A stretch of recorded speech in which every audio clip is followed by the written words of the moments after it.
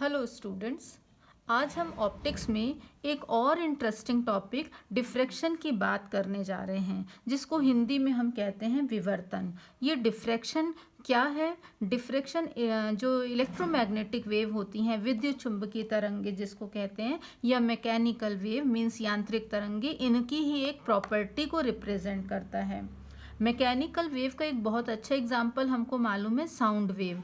जब हम किसी रूम में बैठ के बात कर रहे होते हैं तो हमको दूसरे रूम में भी बैठे हुए व्यक्ति को वो आवाज़ सुनाई देती है। ऐसा इसलिए होता है क्योंकि वहाँ पर जो साउंड वेव होती हैं वो ऑब्स्टिकल से टकरा कर मुड़ जाती हैं और तब दूसरे रूम में बैठे पर्सन को साउंड सुनाई देता है। तो इसका मतलब ये हुआ कि साउंड वेव का मुड़ना जो है वो एक तरीके से किस प्रॉपर्टी को शो कर रहा है? डिफ्रैक्शन फिनोमिना को शो करता है। तो जिस तरीके से साउंड वेव में डिफ्रैक्शन मिल रहा है, वैसा ही इलेक्ट्रोमैग्नेटिक वेव, जिसका एग्जाम्पल लाइट को हम बोलते हैं, तो प्रकाश तरंगों में भी हमको ये मिलता है। कैसे? हम जानते हैं कि जो लाइट वेव होती हैं वो स्ट्रेट ट्रेवल करती हैं। ठीक है, light means electromagnetic wave straight travel करती हैं। अगर ये स्ट्रेट ट्रैवल कर रही हैं, डिफ्रैक्शन के डेफिनेशन पर जाने से पहले हम इन एग्जांपल्स को देख लेते हैं। तो अगर कोई लाइट वेव स्ट्रेट ट्रैवल कर रही है और उसके पाथ में अगर कोई एक बहुत बड़ा हम ऑब्स्टिकल रख देते हैं, कोई अवरोध रख देते हैं बड़े साइज का, तो लाइट वेव क्या होगी? इससे टकरा जाएगी, आगे नहीं जा पाएगी और इस अवरोध की या इस ऑब्स्टिकल की शेडो कहाँ पर बन जाएगी? जो हमने सामने स्क्रीन रखा हुआ है उसके ऊपर बनेगी। क्लियर हो गया? या फिर हम ऐसा भी देख सकते हैं, दूसरा एग्जाम्पल, कि अगर हमारे पास कोई एक अपर्चर है, कोई द्वारक है, जिसमें से लाइट इंसिडेंट होके पास हो रही है और सामने रखे हुए स्क्रीन पर जा रही है, तो क्या होगा? अगर ये बहुत बड़े साइज का जो होगा, ये अपर्चर होगा, तो इसमें से लाइट पास हुई और स्क्रीन पर हमको अगर इसकी विड्थ इतनी है तो उस विड्थ के बराबर ही हमको यहाँ पर ब्राइट पोर्शन स्क्रीन पर नजर आएगा और उसके दोनों तरफ हमको क्या मिलना चाहिए? डार्क शेडो मिलनी चाहिए, टोटली डार्क मिलना चाहिए। तो अगर साइज बड़ा है तो हमको ये दिखाई दे रहा है, लेकिन अगर हम इसको नैरो साइज कर दें, छोटा स्मॉल नैरो ओपनिंग कर दें, ठीक है, ये लॉन्ग नैरो स्लिट के लिए हमने ये एग्जांपल देखा है, और अगर हम बात करते हैं स्मॉल नैरो ओपनिंग की, तो क्या हमको ऐसा ही कुछ मिलने वाला है? तो इसको भी देख लेते हैं। अगर मान लो ये छोटा सा साइज किया हमने और यहाँ से लाइट पास हो रही है, तो ये लाइट बिल्कुल ये डॉटेड लाइन जो इसकी विड्थ है इसके अकॉर्डिंग यहाँ चल के स्क्रीन पर सिर्फ इतने पोर्शन में हमको ब्राइट दिखना चाहिए था, और इसके आगे यहाँ और यहाँ टोटली जो अभी आपको लाइट कलर दिख रहा है, येलो दिख रहा है, यहाँ पर भी टोटली ब्लैक नजर आना चाहिए था। लेकिन ऐसा नहीं होता है। जब आप स्क्रीन पर स्मॉल अपर्चर से लाइट इंसिडेंट करवाते हो तो स्क्रीन पर उसकी जो शेडो होती है वो हमको कैसी मिलती है? इस पार्ट में टोटली हमको ब्राइट तो मिलता ही है, लेकिन उससे दोनों तरफ अगर हम बढ़े आगे की तरफ तो हमको कुछ इंटेंसिटी मिलती है, और यहाँ पर इंटेंसिटी का डिस्ट्रीब्यूशन एक डेफिनेट मैनर में होता है। वो किस तरीके से होता है उसको हम आगे डिस्कस करेंगे। तो हम यहाँ पर इन दो एग्जाम्पल को देख के कह सकते हैं कि लाइट ट्रेवल जो कर रही है वो स्ट्रेट पाथ में कर रही है, जबकि यहाँ पर हम देख रहे हैं कि कुछ फिनोमिना हमको नजर आ रहा है। मिलना चाहिए था सिर्फ लाइट यहाँ पर, जबकि हमको दोनों साइड उसके थोड़ा सा ब्राइट पोर्शन नजर आता है। ये क्या है? यहाँ पर हमको ये समझना होगा कि this phenomena is known as diffraction when light is incident on an opaque obstacle और अपर्चर। यहाँ अपर्चर का यूज किया, हम ऑब्स्टिकल भी यूज कर सकते थे। तो लाइट जब इसके ऊपर इंसिडेंट होती है तो it bends the corner of obstacle और अपर्चर, यहाँ से बेंड हो गई है लाइट, ठीक है। तो ये जो फिनोमिना है बेंडिंग ऑफ लाइट जो है, इसको हम क्या कहते हैं? डिफ्रैक्शन कहते हैं। अब यहाँ पर इंटेंसिटी डिस्ट्रीब्यूशन कैसे होता है और ये क्यों मिल रहा है, इसको हम आगे समझेंगे।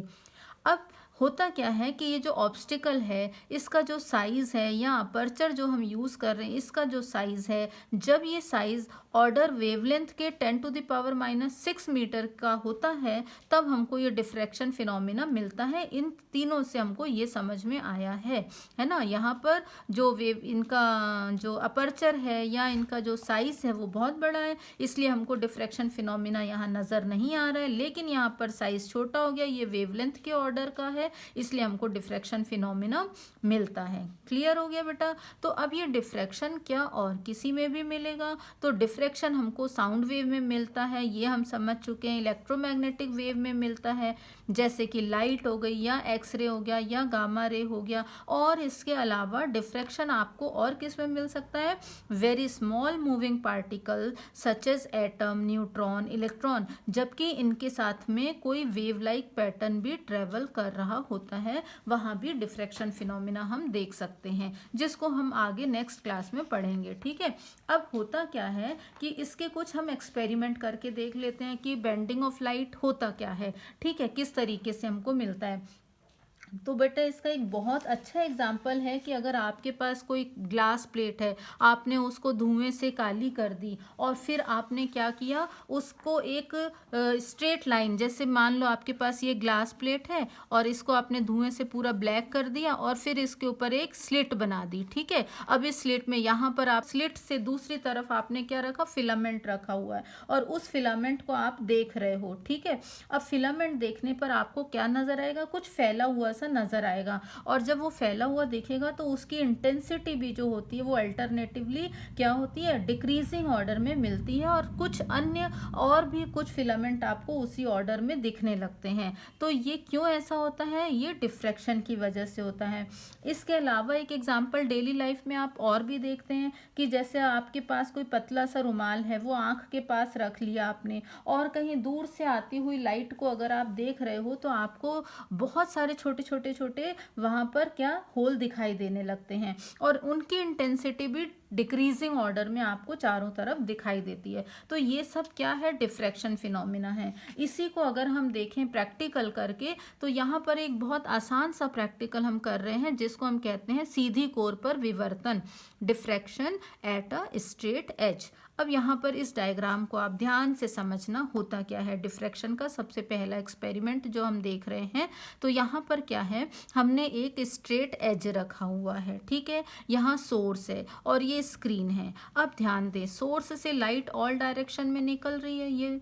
ठीक, अब जो लाइट इस एज के ऊपर पड़ेगी, एडी के ऊपर पड़ेगी, तो उसके आगे यहाँ पर स्क्रीन पर आपको क्या मिलना चाहिए था, टोटली डार्क मिलना चाहिए था। समझ गए? और जितनी लाइट ये एसपी डायरेक्शन से आगे जा रही है, तो यहाँ पर टोटली आपको इल्यूमिनेटेड रीजन मिलना चाहिए था। ऐसा हम जान रहे हैं क्योंकि लाइट स्ट्रेट चलती है, ऐसा हमने पढ़ा है। ठीक है, लेकिन अब मिलता क्या है, मिलता हमको ये वाला पैटर्न है। ये पैटर्न क्या है कि जो टोटली ब्लैक होना था, पी से नीचे वाला रीजन, यहाँ पर आपको थोड़ा सा पी क्यू इतने रीजन में आपको थोड़ी ब्राइट लाइट मिलने लगती है, और उसके बाद यहाँ से यहाँ तक जो टोटली ब्राइट मिलना था, यहाँ पर भी कुछ इंटेंसिटी आपको मिलती है। पहले यहाँ पर ज़्यादा मिलेगी, उसके बाद डिक्रीजिंग ऑर्डर में मिलेगी। ठीक है, यानी कि वो जो इंटेंसिटी है उसका डिस्ट्रीब्यूशन कैसा होता है, कुछ ऐसा कि यहाँ से पहले थोड़ी सी ये डिक्रीज होती, यहाँ पर आपको मिली, और फिर उसके बाद यहाँ ज़्यादा इंटेंसिटी और धीरे धीरे कम होते हुए अल्टरनेटिवली यहाँ पे ख़त्म, और फिर इसके आगे का पोर्शन, एम से आगे का पोर्शन टोटली ब्राइट मिलने लगता है। ठीक है, तो light waves bend at the corner of the sharp edge, changing their direction of propagation. This bending of light is called the diffraction. यहाँ पर ये जो लाइट मिल रही है, बेंड हुई है, यहाँ से आने वाली लाइट स्ट्रेट ना जाके यहाँ से आने वाली लाइट थोड़ी सी बेंड हो गई है, स्ट्रेट एज थी ये, है ना, यहाँ से वो टकरा के मुड़ जाती है, इसलिए अपने को यहाँ पी क्यू रीजन में थोड़ा सा ब्राइट मिलता है। यहाँ पर इंटेंसिटी ब्राइट मिलेगी, लेकिन जैसे जैसे हम पी एम में आगे बढ़ते हैं, अल्टरनेटिवली ब्राइट और डार्क मिलता है, और उसके बाद और आगे बढ़ने पर फाइनली हमको एम से आगे का रीजन कैसा मिलेगा, ब्राइट मिलेगा। यहाँ ये भी याद रखेंगे कि जो ब्राइट मिलते हैं उनकी इंटेंसिटी ब्राइट की घटती जाती है और डार्क की क्या होती है, बढ़ती जाती है। क्लियर है? और फाइनली फिर एक जैसा रीज़न मिलता है।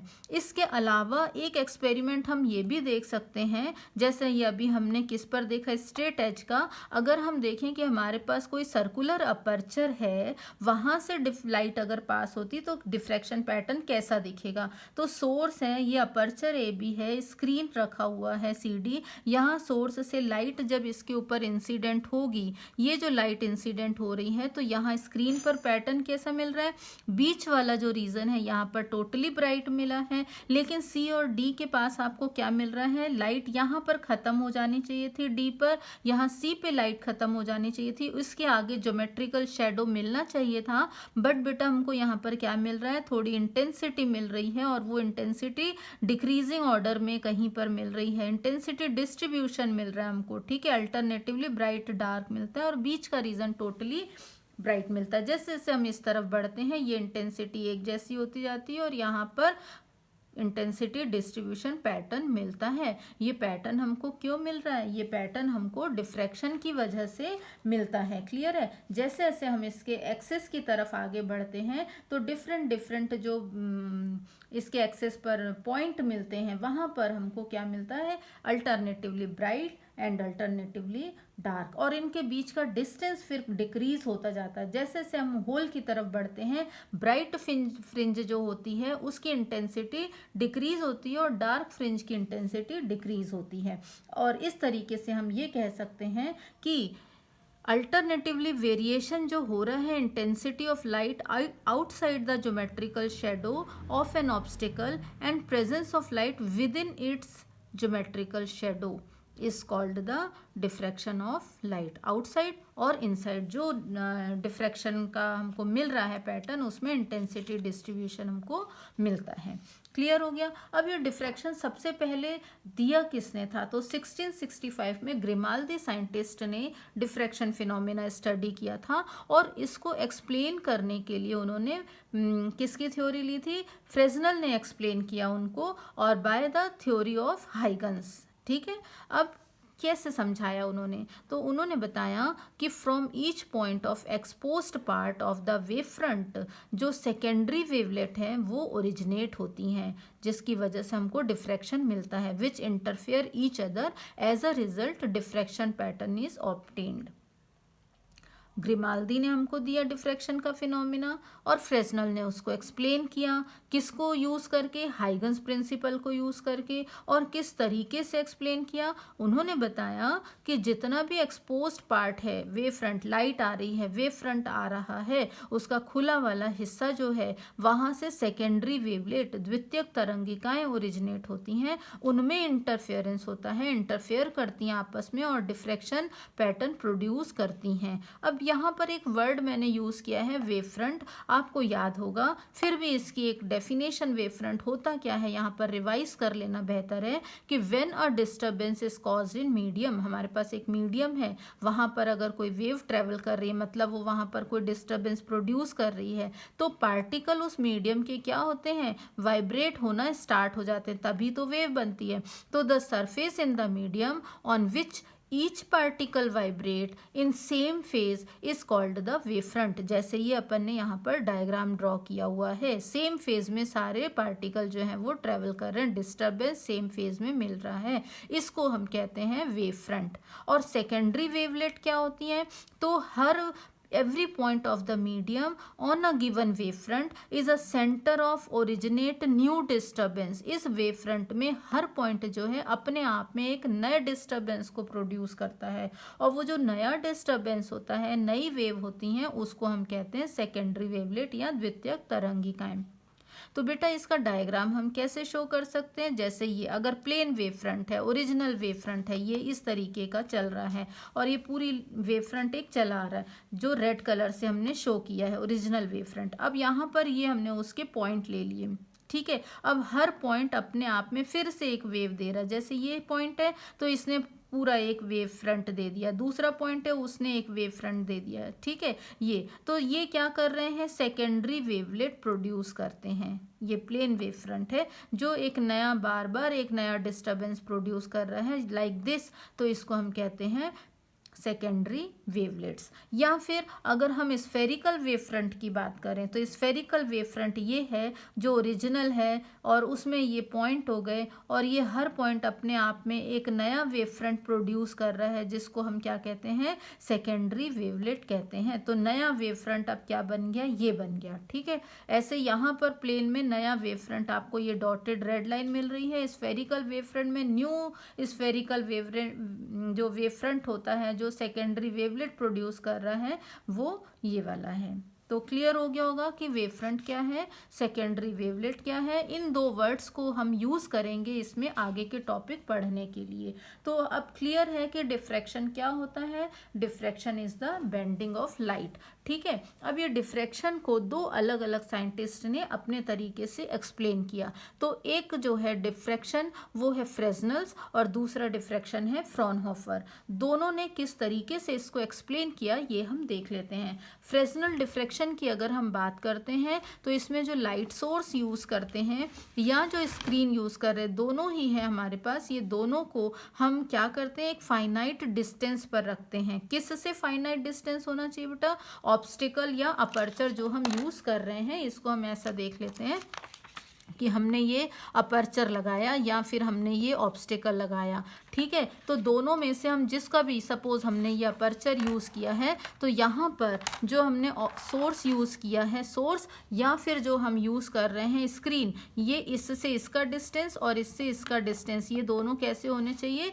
फाइनाइट डिस्टेंस होने चाहिए। जबकि फ्रॉनहोफर डिफ्रैक्शन जो हम यूज़ करते हैं, फ्रॉनहोफर डिफ्रैक्शन में अगर ये हमारी स्लिट है, अवरोध है, अपर्चर है, तो इससे जो लाइट इसके ऊपर इंसिडेंट हो रही है या जो लाइट इससे बाहर जा रही है आफ्टर डिफ्रैक्शन, ये हम मानते हैं कि इन्फिनिटी से आ रही होगी और इन्फिनिटी पे जा रही होगी, हम इस तरीके से मानते हैं। क्लियर है, तो both the light source and screen are effectively at infinite distance from obstacle और अपर्चर इन फ्रॉनहोफर डिफ्रैक्शन। तो पहला पॉइंट क्लियर हो गया दोनों में डिफरेंस का। इसके बाद हम देखते हैं कि जो इंसिडेंट वेव फ्रंट होता है जो फ्रेस्नेल में हम यूज़ करते हैं, ये प्लेन वेव फ्रंट भी हो सकता है, स्फेरिकल वेव फ्रंट भी हो सकता है और सिलेंड्रिकल वेव फ्रंट भी हो सकता है। लाइक दिस फ्रेस्नेल डिफ्रैक्शन जब हम पढ़ेंगे तो उसमें लाइट या तो स्ट्रेट चलेगी या स्फेरिकल चलेगी या सिलेंड्रिकल फॉर्म में भी ट्रेवल करेगी। क्लियर है बेटा।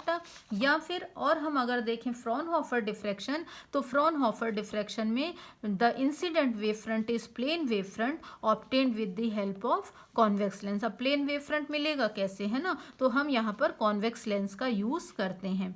इसके बाद जो फ्रेस्नेल डिफ्रैक्शन होता है बेटा, इसमें कोई भी लेंस हम यूज नहीं करते हैं ऑब्जर्वेशन के लिए। ठीक है, लेकिन जो डिफ्रैक्शन होता है फ्रॉनहोफर, इसमें हम लाइट जो आती है उसको कलेक्ट करते हैं with the help of convex lens. तो हम आसान लैंग्वेज में हम कह सकते हैं कि इसमें लेंस का यूज़ नहीं होता है फ्रेस्नेल में, और फ्रॉनहोफर डिफ्रैक्शन में लेंस का यूज़ करते हैं। क्लियर है।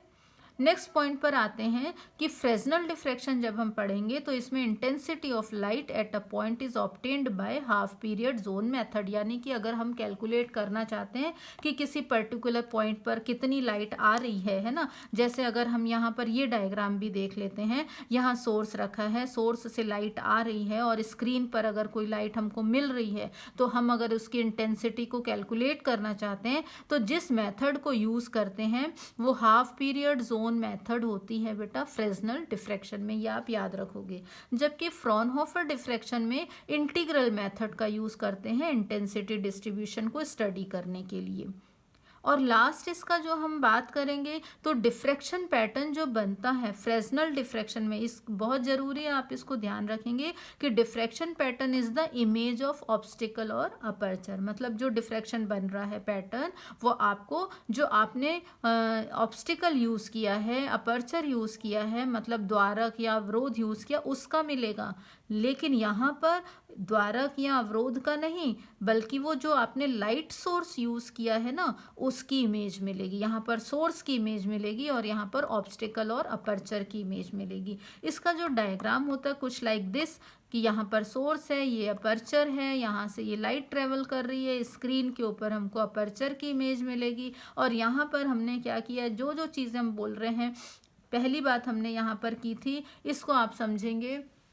हमने कहा कि लाइट जो है सोर्स और स्क्रीन किससे, इस अपर्चर से इनफाइनाइट डिस्टेंस पर होते हैं, तो इसके ऊपर लाइट पैरेलल आ रही है और इससे पैरेलल ही निकल जा रही है। तो हम मान के चलते हैं कि कहाँ आ रही है, इन्फिनिटी से आ रही है पैरेलल लाइट, और पैरेलल जा रही मतलब इन्फिनिटी पे जा रही है। इसके बाद हमने कहा कि यहाँ पर हम क्या करते हैं, इंसिडेंट जो वेव फ्रंट होता है प्लेन वेव फ्रंट होता है। तो ये प्लेन वेव फ्रंट शो हो रहा है जिसको हमने किसकी हेल्प से प्लेन किया है, कॉन्वेक्स लेंस लेंस की हेल्प से किया है। फिर हमने कहा कि डिफ्रैक्टेड लाइट कलेक्ट करते हैं किससे, कॉन्वेक्स लेंस से। तो ये पैरेलल आने वाली लाइट यानी इन्फिनिटी पे जाने वाली लाइट को हमने कैसे कलेक्ट कर लिया, कॉन्वेक्स लेंस का यूज़ करके स्क्रीन पर कलेक्ट कर लिया। फिर हमने नेक्स्ट बात की कि the intensity at a point, ये तो जब कैलकुलेशन करेंगे तब हम इंटीग्रल मेथड देख लेंगे। और फिर हमने कहा कि यहाँ पर जो इमेज बनती है वो सोर्स की, तो अगर हमने यहाँ पर ये सोर्स एस लिया हुआ है तो यहाँ पर इसकी इमेज एस डैश हमको मिलेगी, डिफ्रैक्शन फ्रॉनहोफर जो है इसमें। ठीक है, तो यहाँ पर डिफ्रैक्शन का इंट्रोडक्शन पार्ट का क्लियर होता है सबको।